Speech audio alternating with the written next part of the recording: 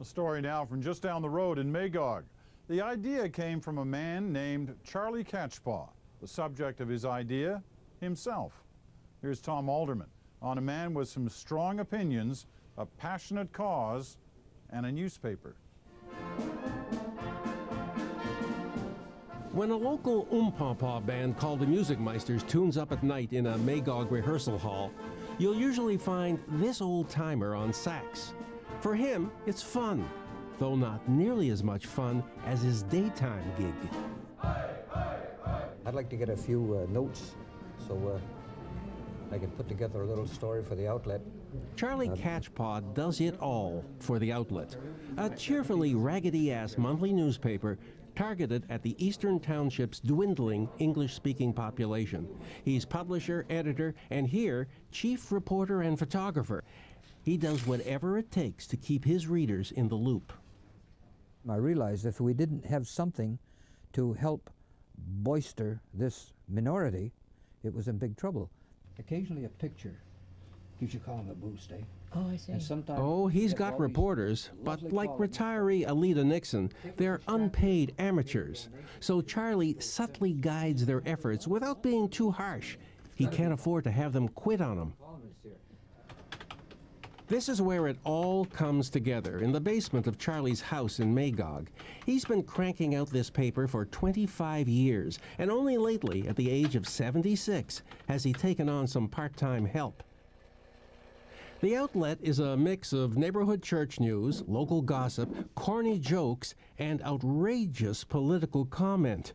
For Charlie sees the local council as lined up against his people and feels obliged to harangue them, often in person. I said openly and on camera at City Hall, I said, you know, gentlemen, it is a criminal offense for any municipal official to take a bribe. And gentlemen, there's a lot who would look terrible behind bars. Well, I didn't point out to any one person, but they immediately knew exactly what I was saying. Charlie, you've got to admit, you are a little bit of a pain in the ass. Oh, I like to be a pain in the ass. That's part of my makeup. With a circulation of only 4,500, he's not worth suing. Otherwise, he'd probably be sued regularly. The outlet for him is a labor of love. He's unpaid. And he especially delights in uncovering local oddball stories ignored by other media. What's your favorite story in this issue? Charlie Coates, the dog, got a lawyer's letter. But he's a great old dog. Not everybody appreciates his paper, even though it's free. But most are game to see what Charlie's raving about this month. The old gang down at McDonald's won't leave till Charlie delivers, to the relief of the manager, anxious for turnover. They complain at me, and then I have to complain to him, and then we complain to each other. If I don't leave him, he gets complaints because I don't have enough papers here. Whoop-de-doo, that's me again. Naturally, he's got a big readership at this English retirement home. These are Charlie's people, awaiting this month's collected wisdom.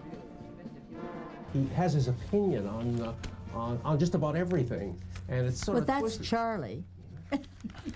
That's Charlie.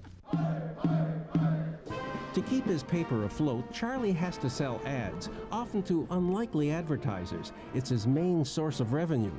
Here, he's about to take a shot at a fancy local inn. It really does not do justice to this newspaper not to have the Shadows of Lac, such a... It's doubtful if Charlie's readers are potential customers for this place, but a decent-sized display ad is only $35.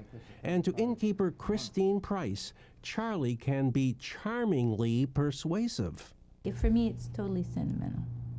So you may or may not get any business out of I putting may an not ad. get any business from it, but for me, I will always support people like Charlie. At his age, it's hard to imagine Charlie keeping up this pace for much longer, but he insists he's not about to abandon his depleted constituency. Most likely probably will die out, I have no doubt about it. But in the meantime, let's not push it, let's linger. Let's try to keep the community alive as long as we can. Charlie's next issue will be coming at you March the 31st. 16 pages of stuff you'll never see anywhere else, and personally presented to you by Charlie himself, if you live in his delivery area. For The National, I'm Tom Alderman outside Magog.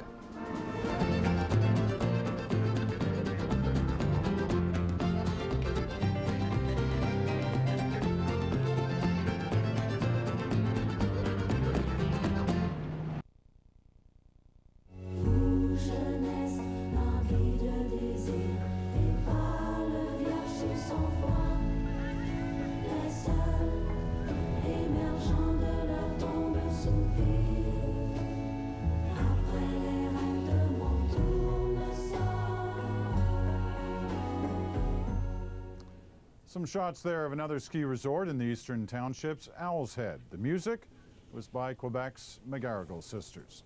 Now, before we go, here's Alison Smith with a preview of what to expect Thursday on CBC News Morning. Good evening. The man at the center of the sponsorship scandal steps into the spotlight tomorrow. Former Public Works Minister Alfonso Galliano appears before a Commons committee.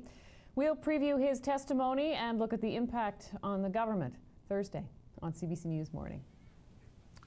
That's The National for this Wednesday night. Once again, we'd like to thank everyone who has contributed ideas to our Road Stories project. A big thanks to our hosts here at Ski Bromont. And of course, we wouldn't have been able to do any of it without the assistance of our CBC colleagues right across the country. We're going to leave you with some more pictures of the action out there. I'm Peter Mansbridge. Thanks for watching, and so long from Quebec.